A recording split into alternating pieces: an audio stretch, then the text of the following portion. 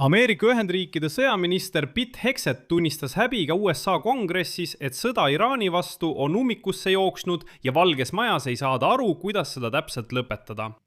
Lisaks tunnistas Pete Hegseth ka seda, et Trumpi administratsioon eksis, kui väitis, et Ukrainal pole kaarte ja et Ukraina kaotab peagi sõja Venemaale. Lõpuks vabastas Pete Hegseth isegi $400 miljonit sõjalist abi Ukrainale, mille ta oli varem blokeerinud. Eelmisel päeval seisis USA kaitseminister Pete Hegseth, kes esines esimest korda kongressis pärast Trumpi administratsiooni sõja algust Iraani vastu, silmitsi teravate küsimustega esindajatekoja liikmetelt seoses kuluka konfliktiga. Lõpuks, kui Hegsethit süüdistati ameeriklaste petmises selle sõja eesmärkide osas, kaotas ta enesevalitsuse, hakkas karjuma ja väitis, et Trumpi administratsioon lihtsalt ei saa kõike avaldada. Ta ütles, et me ei peta, me lihtsalt ei räägi kõike välja. Ja kui rääkida Lähis-Ida läbikukkumistest, siis Pete Hegseth väitis, et kes on süüdi? Muidugi demokraadid. Mitte Trumpi administratsioon, vaid just demokraadid. Üldiselt pakun nüüd arutada neid kongressi kuulamisi, mis muide kestsid mitu tundi. Minu nimi on Aleksei Pitši, arutame seda teemat koos, aga enne kui alustame, palun tellige kanal, pange videole like ja jätke oma kommentaar video alla. Olen selle eest tänulik.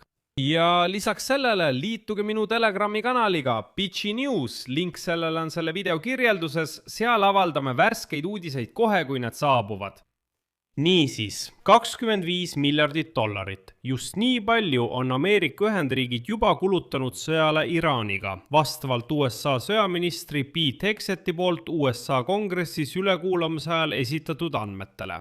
Eelmisel päeval seisis USA kaitseminister Pete Hegseth, kes esines esimest korda kongressis pärast Trumpi administratsiooni sõja algust Iraani vastu, silmitsi tõelise küsimuste laviiniga esindajatekoja liikmete poolt. Seoses sõjaga Iraani vastu, selle sõja maksumuse kohta, Venemaa sõja kohta Ukraina vastu ja nii edasi.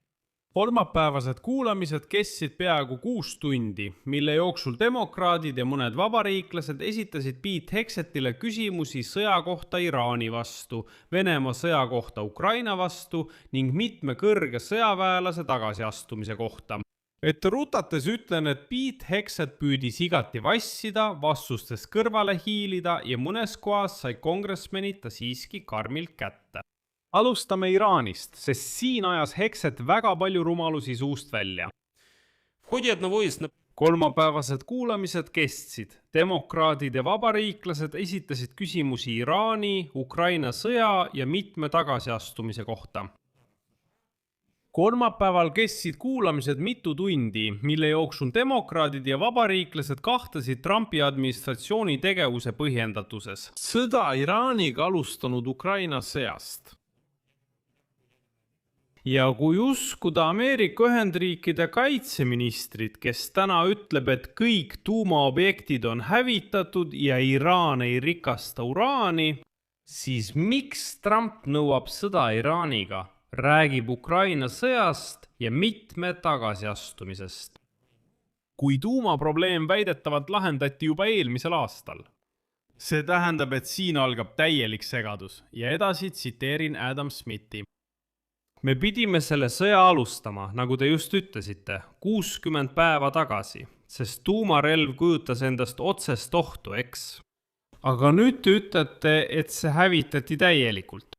Selle peale vastas Hegseth, et Iraan, tsiteerin, ei ole loobunud oma tuumaambitsioonidest ja tal on endiselt 1000 rakette. Kolmapäevased kuulamised sõja teemal.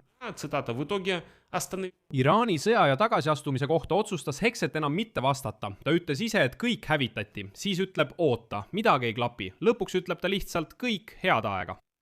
Pentagoni andmetel, mis esitati esindajate koja relvajõudude komiteele istungil kolmapäeval. Administratsiooni 2027 aasta eelarve jaoks on sõda juba läinud maksma $25 miljardit ning kaitsekulutused kasvavad järgmise eelarveaasta jooksul rekordilise $1,5 triljoni. Ja samal ajal, kui vabariiklased esitasid küsimusi sõja kohta ja avaldasid toetust Trumpi operatsioonile Iraani vastu, sõjast ja mitme tagasiastumisest. Staabiülemate ühendkomitee esimees rääkis selle sõja kasvavatest kuludest ja tohutust kärpimisest. Kolmapäeval kestis mitu tundi, mil demokraadid ja vabariiklased seadsid kahtluse alla president Donald Trumpi tegevuse liitlaste suhtes ja tema muutuvad õigustused konfliktile. Sõjast, mitme tagasiastumisest ja ta hakkas noomima seadusandjaid, kes nõudsid temalt vastuseid. Ehk siis ta põleb selle nimel, teie mängite poliitikat, te ei saa aru, meie võidame. Tegelikult on see edasi ekstra tsitaatides. Kõige rohkem. Kolmapäeval kestsid need peaaegu mitu tundi, mille jooksul palju juhtus. Vastane, kellega me praegu silmitsi seisame, on hoolimatud, mõttetud ja allaandlikud avaldused demokraatide kongressi liikmetelt. Ja vabariiklased esitasid Hexetile küsimusi Ukraina sõja ja tagasiastumise kohta. Kusjuures demokraadid ja vabariiklased teatasid, et kasvavad bensiini hinnad löövad nüüd miljonite inimeste rahavoti pihta Ameerika Ühendriikides. Ja siin toon välja ühe väga huvitava episoodi. See tähendab, et kongressman John Garamendi ütles, tsiteerin, härra Hexet, te räägite Iraani sõjast, Ukraina sõjast, mitme inimese tagasiastumisest. Vastuseks ütles Hexet, tsiteerin, kelle poolt kolmapäeval kestis peaaegu kogu aeg, mil demokraadid ja vabariiklased rääkisid Iraani sõjast, Ukraina sõjast ja mitme inimese tagasiastumisest.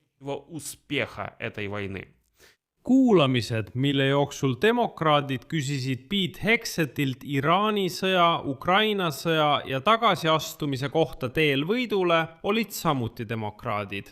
Kõigis probleemides, mis selle sõja käigus tekivad, on süüdi kes? Demokraadid. Aga probleem on selles, et isegi määramatu relvarahu ja selle sõja strateegiliste eesmärkide täitmata jätmise korral väidab Hexet, et ei, te ei saa aru, USA võidab seda sõda. Ta kirjeldas Ameerika rünnakuid Iraani vastu kui rabavat edu ja vandus, et, tsiteerin, erinevalt eelmistest rumalatest administratsioonidest ei kesta see aastaid ega aastakümneid. Lõpuks ei pidanud esindajatekoja liige Chrissy Hulakan vastu ja ütles, tsiteerin, härra Hexot, teil jätkus demokraatide hukkamõistmiseks rohkem sõnu ja raevu kui Xi Jinpingi ja Vladimir Putini kohta kokku. Minu jaoks on väga kõnekas, et otsustasite sellele oma sõnu ja aega kulutada. Samal ajal meenutati USA kongressi kuulamistel USA presidendi Donald Trumpi avaldusi Ukraina kohta ja seda, et Ukrainal pole kaarte ning tuleb kiiresti Moskvaga kokkuleppele jõuda, vastasel juhul kaotate praegu. Kongressi demokraat Adam Smith küsis Pentagoni juhilt, kas Ameerika Ühendriigid ei ole Ukraina võimete hindamisel eksinud. Ta ütleb, et te ütlesite, et kaarte pole, aga miski ei klapi. Järgneb Smithi tsitaat.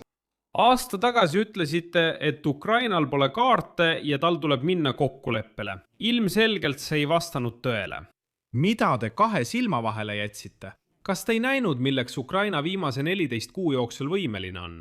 Vastuseks hakkas kaitseminister alguses keerutama, seejärel väitis, et varasemates hinnangutes polnud mingeid vigu, kuid kongressmeni otsesele küsimusele ta siiski ei vastanud. Aga ta vahetas kiiresti teemat. Kellest? Muidugi demokraatide ja isiklikult Joe Bideni peale. Edasi tsiteerin Pete Hexetit. Veel kord, Adam Smith ütleb, kuulge, te ütlesite, et Ukrainal pole kaarte, möödub 14 kuud. Midagi ei klappinud. Kuidas te seda kommenteerite? Kas te eksisite kuskil arvutustes? Ja Hexet vastab, me ei jätnud midagi vahele. Millest selles komitees ei räägita, on see, et Joe Biden andis ilma igasuguse vastutuseta Ukrainale meie relvastust $100 miljardite väärtuses. Lõppude lõpuks usub president Trump, et Venemaa ja Ukraina vahel peaks olema rahuleping, mis vastab mõlema poole huvidele. Kuid kongressman Adam Smith ei andnud alla ja täpsustas, et jutt käib just strateegilisest olukorra hindamisest. Kuulge, te ütlesite ju 14 kuud tagasi, et Ukrainal pole mingit võimalust, et Moskva võidab kohe-kohe, et Kiievil pole trumpe ja parem oleks, kui Kiiev annaks alla ja nii edasi. A tuli välja, et see pole üldse nii. Ja sellele vastas Hexet juba üldsõnaliselt. Tsitaat. Teate, ma arvan, et ukrainlased on üles näidanud suurt vaprust ja ma hindan seda, et Euroopa nüüd maksab selle relvastuse eest, mida me anname. See ongi kõik. Edasi pidi USA kaitseminister samuti vastama teravatele küsimustele oma otsuse kohta vallandada armee kõrgeim ohvitser kindral Randy George. see on üks mitmest kõrgest sõjaväeohvitserist. Ja vastuseks. Ning mitu korda küsisime temalt, talle küsiti, miks te vallandate kindraleid, mis toimub, miks see nii on? Vastuseks katkestas Hegseth pidevalt kongressi liikmeid ja kordas lihtsalt demonstratiivselt muigega näol ühte ja sama lauset. Tsitaat. Meil on vaja uut juhtkonda. Talle öeldakse, miks? Miks te selle ohvitseri vallandasite? Ta ütleb, meil on vaja uut juhtkonda. Talle öeldakse, miks te vallandasite Randy Georgia? Vastuseks, meil on vaja uut juhtkonda ja kõik käis niimoodi nagu katkine plaat. Nii, üldiselt on ilmselge, et Trumpi administratsioon ja Trumpi ministrid on sellises eufoorias. Nad arvavad, et nad ei pea mingitele kongressi liikmetele aru andma. Ei pea neile midagi seletama. Noh, kuulge, kui ei meeldi, siis head aega. Ja nüüd me otsustasime, et me võidame. Kui teie arvate, et me ei võida, siis kes te olete? Reetur. See tähendab, et te mängite vastase poolel. Sellised olidki USA kaitseministri kuulamised kongressis. Siia panen ma 3 punkti. Kirjutage oma arvamuse järeldused selle saate kommentaaridesse. Telli kanal ja pane sellele saatele like. Ja sõbrad, kui soovite selle YouTube'i kanali tööd toetada, olen teile selle eest tänulik. Seda saab teha mis tahes annetuse või tasulise sponsortellimuse kaudu, linkide kaudu ja rekvisiitide kaudu selle video kirjelduses või teie ekraanidel oleva QR-koodi abil.